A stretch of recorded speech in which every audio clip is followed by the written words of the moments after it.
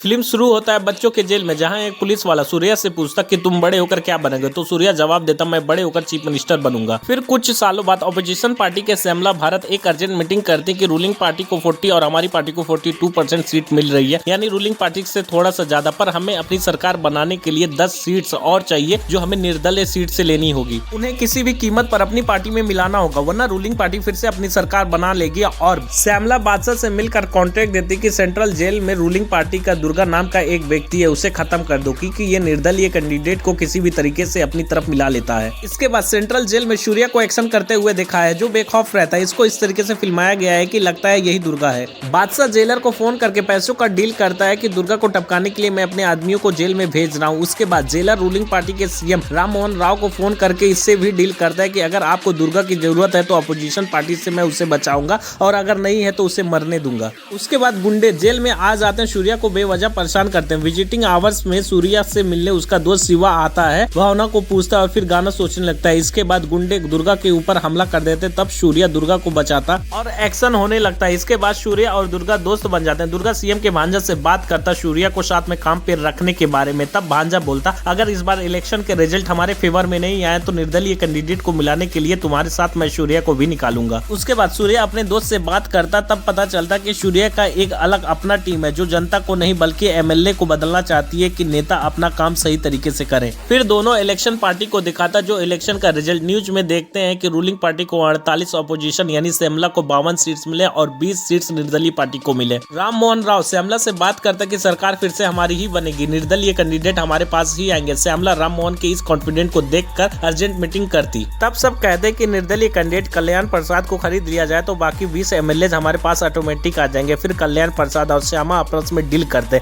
ये सीन बहुत ही डीप तरीके से दिखाया है कि कैसे पैसों के लिए एमएलए बिकते हैं। 100 करोड़ प्रति एमएलए और 500 करोड़ कल्याण प्रसाद का कमीशन लेकर 2500 करोड़ में ये डील तय होता। राम मोहन कल्याण के पास फोन करता, लेकिन ये डील तय होने के कारण कल्याण फोन नहीं उठाता। राम मोहन से एमएलए को बचाने के लिए श्यामला शक्ति प्रशिक्षण तक बेंगलोर में सभी कैंडिडेट को छुपा कर रखने के लिए कहती, लेकिन कल्याण उसे गुलजार हाउस में सेफली रखता, जो कि श्यामला को भी इसका लोकेशन नहीं बताता। सभी एमएलए को बिल से निकालने के लिए राम मोहन दुर्गा के साथ सूर्या को भी जेल से निकालता। राम मोहन से सूर्या कहता श्यामला और कल्याण प्रसाद के एमएलए को मैं ढूंढ निकालूंगा, लेकिन आप अपने एमएलए को भी दुर्गा के जरिए सेफ जोन में भेजवा दो, क्योंकि शक्ति प्रशिक्षण तक कोई भी लालच में आकर बदल सकता है। इस फैसले के बाद गाना होने लगता है। उसके बाद सूर्या गुलजार हाउस का पता लगा लेता। ये बात श्यामला से सूर्या खुद कहता। श्यामला कल्याण से बेंगलोर जाने के लिए बोलती। रास्ते में सबको बेहोश करके सूर्या बस ड्राइवर की जगह ले लेता और उधर दुर्गा राम मोहन के एमएलए को लेकर ढाबा पर आता। बादशाह श्यामला के कहने पर सब पर नजर रखता। सूर्या दुर्गा के साथ गद्दारी करता और उसको मारने के बाद दोनों बस लेकर 250 किलोमीटर जंगल के अंदर चला जाता। बादशाह के कहने पर श्यामला ये बात राम मोहन को बताती कि हमारे एमएलए को कोई तीसरा उठाकर ले चला गया। सूर्या अपनी टीम के साथ सभी एमएलए से बात करता। सबसे पहले हेल्थ मिनिस्टर के हेल्थ के कारण उसी को बोलता है और कहता जब तुम्हारी हेल्थ इतनी खराब है तो राज्य का हेल्थ कहां से ठीक करोगे। फिर राशन वाले को हड़काता और जब ये कल्याण को अपना चेहरा दिखाता तो ये देख कर दंग रह जाता था। फ्लैशबैक में दिखाने लगता कि ये जागरूक करने वाला स्टूडेंट रहता, स्वामी विवेकानंद के रास्ते पे चलता और देश के भविष्य के लिए देश के स्टूडेंट और जनता को मोटिवेट करता रहता कि सही एमएलए सही नेता को चुनिए, पैसों के लिए वोट देने वाला प्रथा खत्म करें।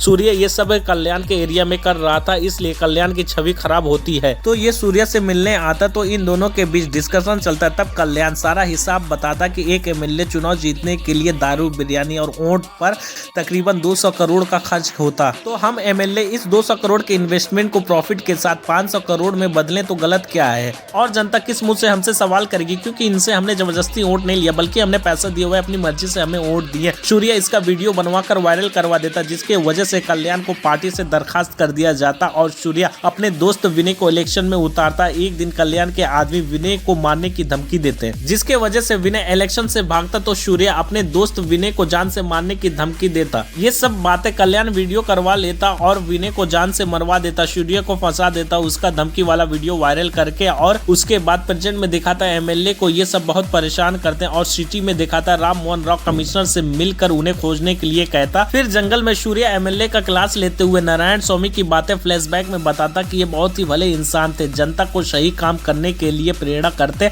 और म्युनिसिपल पार्टी या किसी और भ्रष्ट को अपना काम सही तरीके से करने के लिए कहते हैं, और अगर जब वह लोग काम नहीं करते तो खुद अपने हाथ से साफ सफाई करने लगते हैं। और सूर्या के बचपन में उसके माँ बाप के बिछड़ने के कारण इन्होंने ही उसको सही तरबियत दी और खुद कष्ट झेल कर किसी तरीके से शराब की दुकान बंद करवाई, जिससे लोग इन्हें पसंद करने लगे और जनता के खूब कहने पर उच्च स्तर पर काम करने के लिए चुनाव जीत कर एमएलए बन जाते ही अपने क्षेत्र के प्रॉब्लम्स और सॉल्यूशन के ऊपर एक कॉपी लिखकर असेंबली बहुत प्राउड के साथ जाते हैं और स्पीकर से बहुत ही रिस्पेक्ट के साथ बातें करते हैं, जिसके वजह से बाकी एमएलए इनके ऊपर हंसते, इनका मजाक उड़ाते, इनकी बातें पूरा करने नहीं देते, बल्कि रूलिंग पार्टी सिर्फ अपनी नाकामयाबी की जिम्मेदारी पिछली सरकार को देती है और अपोजिशन रूलिंग पार्टी के ऊपर निशाना साधती, लेकिन कोई भी जनता और उसके प्रॉब्लम की बातें नहीं करता। नारायण स्वामी जब अपनी बातें कहने के लिए सोचता तो इसको बैठा दिया जाता, कभी स्पीकर इसका माइक बंद कर देता तो कभी पार्टी आपस में लड़ने लगती। इस सीन को इतना बेहतरीन तरीके से दिखाया गया है कि नारायण स्वामी के साथ आप भी टूट जाओगे, क्योंकि जिस जनता ने इसे अपने सिर पर बैठाया था वही अब इसे नकार रहे हैं, लोग इसे बुरा भला कहते हैं। ये भी टेंशन में रहता है कि मैं भी जनता के लिए कुछ भी नहीं कर पा रहा हूँ और बहुत प्रयास के बाद हिम्मत हार कर सूर्या से वादा करवाता कि जब तुम बड़े होना तो सब कुछ सही कर देना और बैठे बैठे खुद मर जाता। इसके बाद प्रेजेंट में क्लाइमेक्स में दिखाया कि एमएलए कहते हैं इन सब से हमें क्या लेना देना। तब सूर्या सभी एमएलए से बहस करता बेरोजगारी, राशन, नौकरी और एमएलए के एरिया के बारे में।